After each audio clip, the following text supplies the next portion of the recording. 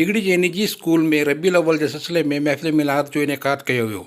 महफ़िल मिलाद में स्कूल जे शागिर्द ऐं शागिर्दियाणनि सरवर क़ौनीन ख़ातिमुन नबीन हज़रत मोहम्मद मुस्तफ़ा सल्लल्लाहु अलैहि वसल्लम जी शान अक़दस में हदिया नात पेश करे अक़ीदत जा गुल निछावर कया। जॾहिं स्कूल जे ॿारनि तक़रीरूं कंदे चयो त हज़रत मोहम्मद सल्लल्लाहु अलैहि वसल्लम सां अक़ीदत असांजे ईमान जो लाज़मी जुज़ आहे। नबी करीम सल्लल्लाहु अलैहि वसल्लम जे असूलनि मुताबिक़ ज़िंदगी गुज़ारण में ई दीन ऐं दुनिया जी भलाई आहे। असांजो प्यारो नबी सल्लल्लाहु अलैहि वसल्लम हिन दुनिया में आया त जहालत जो दौर ख़तमु। नसीर कुरैशी, इबरत न्यूज़, डिगड़ी।